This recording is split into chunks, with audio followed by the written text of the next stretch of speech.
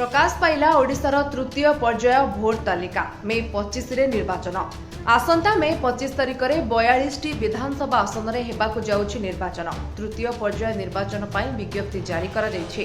तेबे एही विभाग में संबलपुर, केन्दुझर, ढेंकानाल, कटक, पुरी एवं भुवनेश्वर लोकसभा आसन और यह अधीन 42 विधानसभा आसन में मे 25 तारिख में निर्वाचन हेबो।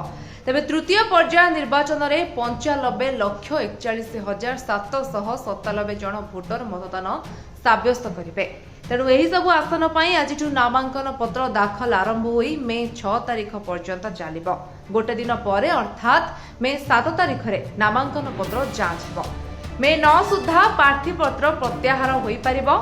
तेरे एप्रिल 26 तारिख में द्वितीय पर्याय भोट पाई विज्ञप्ति प्रकाश पाइथिला। मे 20 रे ओडिशा रे द्वितीय पर्याय भोट हेबो एवं सेही परि प्रथम पर्याय भोट मे 13 तारिख रे हेबा नै सूचना रहिछि। Bureau report, Vishwavani live.